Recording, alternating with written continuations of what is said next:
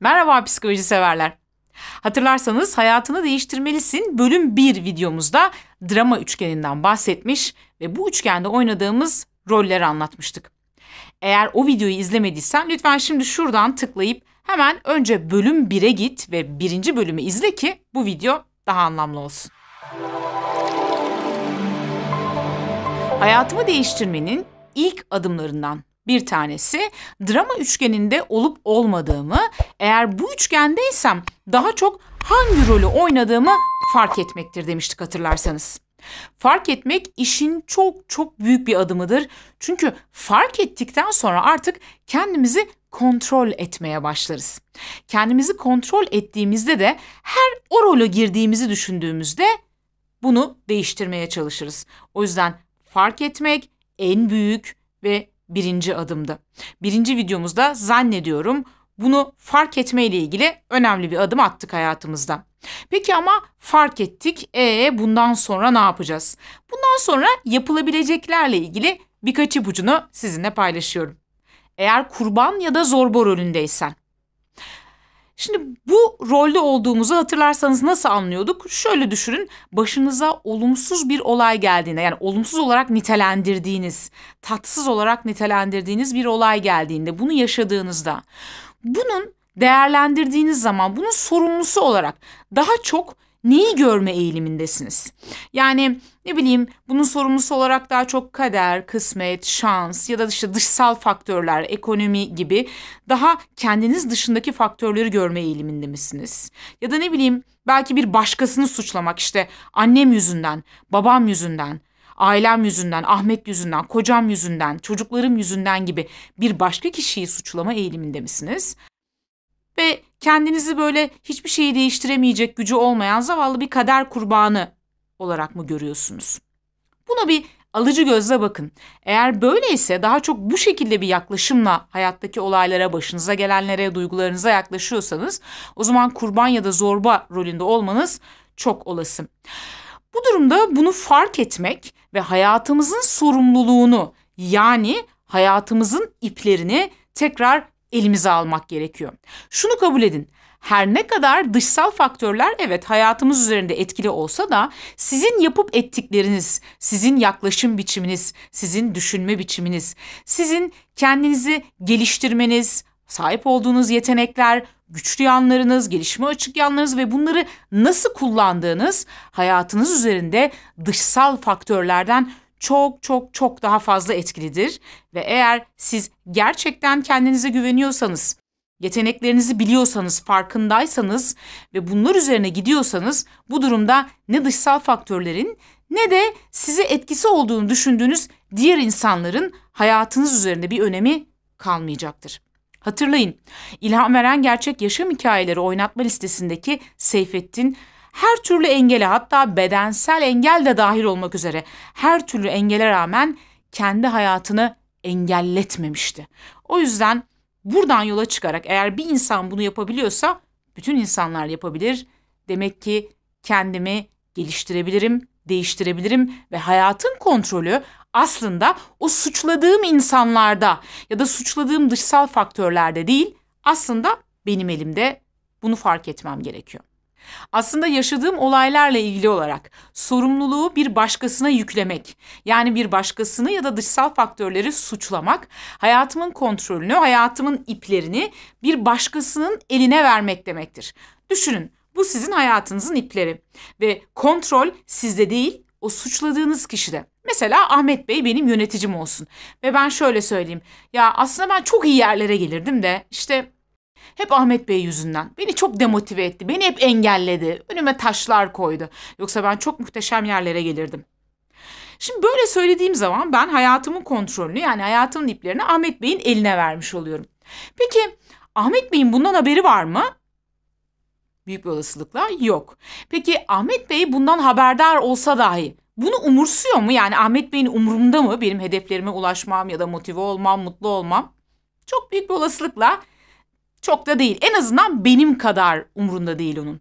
O zaman neden ben bundan haberi olmayan ve çok da umrunda olmayan bir insana kendi hayatımın iplerini teslim ediyorum?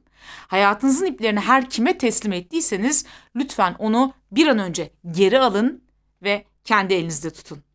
İnsanlar aslında en temelde hayatlarının sorumluluğunu eğer kendi ellerine almıyorlarsa bu büyük oranda kendilerine güvenmedikleri, kendi yeteneklerine inanmadıkları içindir.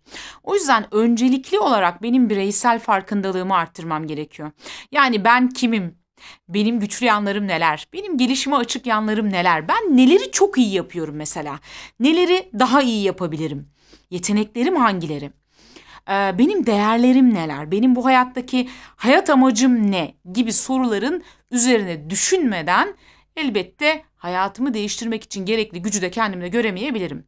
O yüzden öncelikli olarak benim kendimi daha yakından tanımam gerekiyor ki bununla ilgili çok detaylı teknikleri ve araçları yine kanalımdaki kendini geliştirme dersleri başlıklı oynatma listemde bulabilirsiniz. Oradan ders kendinizle ilgili çalışma imkanı ve kendinizi daha yakından tanıma imkanı bulabilirsiniz. Peki eğer kurtarıcı rolündeysen bundan çıkmak için neler yapabilirsin? Şimdi kurtarıcı rolünde ne var ki ya işte ne güzel insanları kurtarıyor, insanlara yardım ediyor diye düşünebilirsin.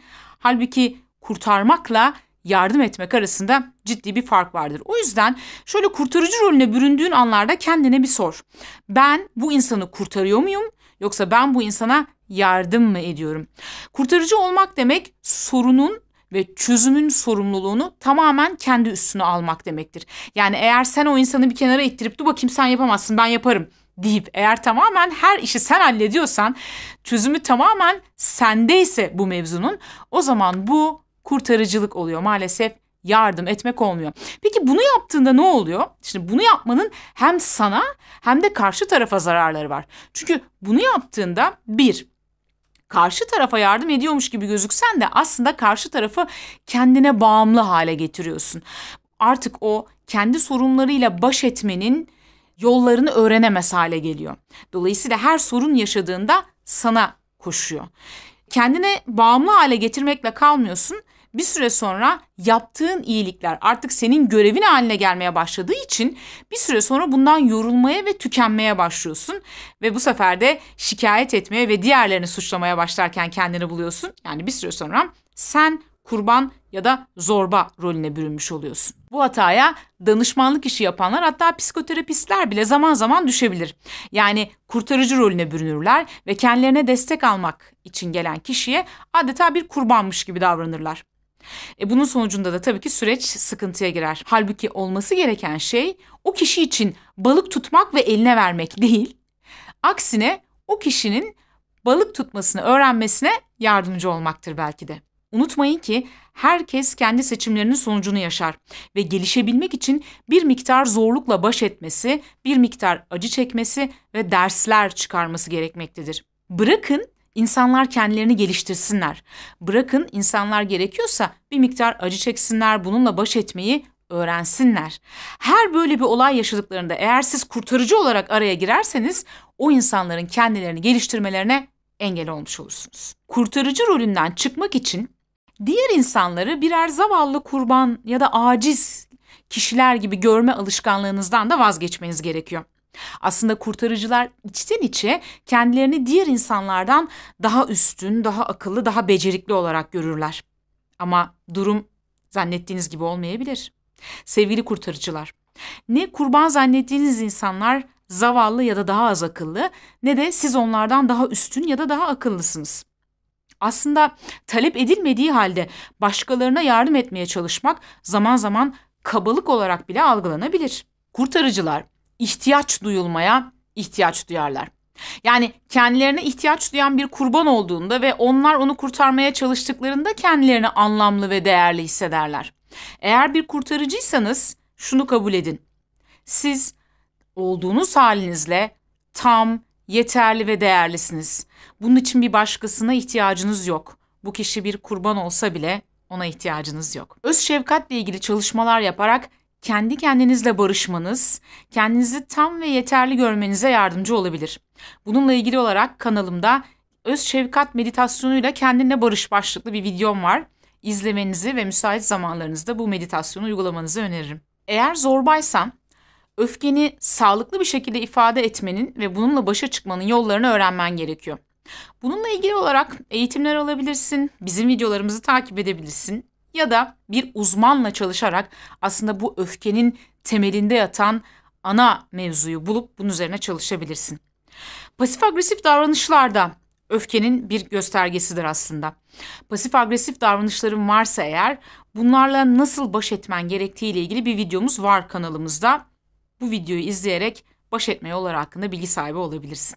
Drama üçgeninden çıkmanın yollarından biri de bilinçaltı çalışmalardır. Bilinçaltı çalışmalar elbette uzman bir terapist yardımıyla yapılmalıdır.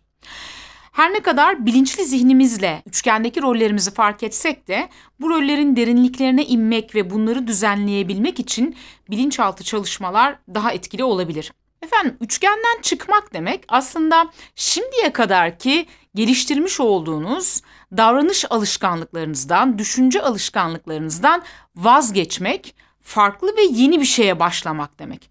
Dolayısıyla işte bir şeyleri değiştirmeye başladığınızda, alışkanlıklarınızı bırakmaya çalıştığınızda ilk etapta bir miktar zorluk yaşayabilirsiniz. Bu da çok normaldir ve doğaldır. Şimdi bu süreci biraz anlatmak istiyorum ki hayatımızı değiştirmeye başladığımızda yaşadığımız o duyguları, düşünceleri daha iyi analiz edebilelim ve daha uygun davranalım. Günlük yaşamda her birimiz geçmişten getirmiş olduğumuz bilgilerimiz, tecrübelerimiz, alışkanlıklarımızla adeta bir konfor alanının içerisinde yaşarız. Bir daire düşünün, bu daireye konfor alanı diyelim. Biz aslında bu dairenin içinde yaşarız ve bu dairenin içindeki her şeyi iyi biliriz. Çünkü bunlar zaten bizim yıllardır bile geldiğimiz ve yapa geldiğimiz şeylerdir. Burada alışkanlıklarımızla hareket ettiğimiz için çok rahatızdır ve konforluyuzdur. Herhangi bir sıkıntı yoktur. Fakat sonra birdenbire hayatımızı değiştirmeye karar veririz ve kendimize bir hedef belirleriz. Diyelim ki hedef üçgenden çıkmak ve artık kurban rolü oynamamak olsun. Şimdi bir hedef belirlediğimde bu hedef bu dairenin dışında. Neden bu dairenin dışında? Çünkü zaten eğer burada olsaydı hedef olmazdı. Peki artık ben konfor alanımdan çıkıp hedefime doğru ilerlemeye geçeceğim. Konfor alanından çıktığınız an daha farklı bir alana giriyorsunuz. Bu alanın adı ise gelişim alanı. Neden bu alanın adı gelişim alanı? Çünkü bu alanda siz artık eski davranışlarınızı, eski alışkanlıklarınızı geçmişte bırakıp yeni davranış kalıpları belirlemiş ve bunlarla ilerliyor oluyorsunuz. Ve bunları yaptıkça aslında bir taraftan da kendinizi geliştiriyorsunuz. Yani değişimin ve gelişimin olduğu bir alandır burası. Konfor alanında herhangi bir değişim ve gelişim yoktur. Olduğunuz yerde durursunuz. Hiçbir şey değişmez ve gelişmez. Ancak konfor alanından çıktığınız an değişmeye ve gelişmeye, yeni şeyler yapmaya, yeni şeyler hissetmeye başlarsınız. Konfor alanından çıkmak, evet, gelişim alanına girmek güzel bir şey. Ancak dedik ya, biraz sancılı bir süreç. Neden? Çünkü siz gelişim alanına girdiğiniz an bilinçaltınız bir tehdit algılar. Neden tehdit algılar? Çünkü konfor alanındaki her şeyi ben biliyordum. Ancak bu yeni girdiğin gelişim alanındaki şeyleri ben bilmiyorum. Burası benim için bilinmezliklerle dolu. Bilinmezlik eşittir ölüm. Bilinmezlik eşittir tehlikedir bilinçaltı için. Dolayısıyla bu yüzden de sizi bu bilinmez ortamdan, bu tehlikelerle dolu ortamdan geriye doğru çekmeye, yani konfor alanına doğru çekmeye çalışır ve sizler eski alışkanlıklarınıza doğru dönmek için çeşitli bahaneler uydururken kendinizi bulursunuz. Mesela bunun en tipik örneğini sigarayı bırakmaya çalışan insanlarda görürüz ya da spor yapmaya başlamaya çalışan insanlarda görürüz. İlk 1-2 hafta ya da belki ilk birkaç gün her şey yolunda gidiyordur. Sporunuzu yapıyorsunuzdur ya da sigara içmiyorsunuzdur. Ancak birdenbire sizi zorlamaya başlar artık durum ve kendinizi böyle geriye doğru eski alışkanlıklarınıza tekrar dönmek için güçlü bir istek halinde, ihtiyaç halinde bulursunuz. Bir taraftan korku, kaygı hisseder bir durumdasınızdır ve çeşitli bahaneler türetirsiniz. Mesela ne bileyim, eğer mevzu sigaraysa, ya benim dedem de içiyordu, 90 yaşına kadar yaşadı. Ya içsek de öleceğiz, içmesek de öleceğiz nasıl olsa, hadi tekrar başlayalım gibi. Ya da veya ben zaten günde birkaç tane içiyorum, birkaç taneden bir şey olmaz gibi çeşitli bahanelerle tekrar eski alışkanlıklarımıza geri dönerken kendimizi buluyoruz. Bunu yapan ne? Bunu yapan bizim bilinçaltımız kendi için güvenli olan konfor alanına bizi çekmeye çalışıyor. Eğer ki biz bunun farkında olur ve bu ilk süreçte, yani bu ilk bahaneler üretme, korku, kaygı döneminde eğer kendi kendimizi telkin eder ve şu anda bir değişim dönemindeyim, eski alışkanlıklarımı bıraktım, bundan dolayı bilinçaltım bana bir oyun oynuyor ve kendince beni güvenli alana doğru geri çekmek istiyor. Ancak ben şu anda bu halimle daha güvenliyim, daha iyiye gideceğim, ben burada kalmaya devam edeceğim dediğim takdirde bir süre sonra artık bilinçaltım bu yeni ortama, yani gelişim alanına bu sefer uyum sağlamaya başlıyor. Orası artık onun için bilindik bir alan oluyor. Dolayısıyla tehlike ve bilinmezlik özellikleri azaldığı için kendimi daha iyi hissetmeye başlıyorum. Yani herhangi bir davranışınızı değiştirmeye çalıştığınızda ilk etapta kendinizi daha kötü hissedebilirsiniz. Buna aldanmayın. Bir süre sonra tekrar kendinizi iyi hissetmeye başlayacaksınız. Hedeflerinizden ve yolunuzdan vazgeçmeyin. Efendim, 2. bölümümüzün sonuna geldik. Hayatını değiştirmek istiyorsan bu videoyu izlemelisin. Bölüm 3'te ne yapacağız? Bölüm 3'te şöyle hayatımıza bir kağıt kalem egzersiziyle kuş bakışı olarak bakacağız ve değiştirmek istediğimiz alanları belirleyip o alanlarla ilgili yeni hedefler belirleyeceğiz. O yüzden bölüm 3'ü kaçırmayın diyorum. Hoşça kalın.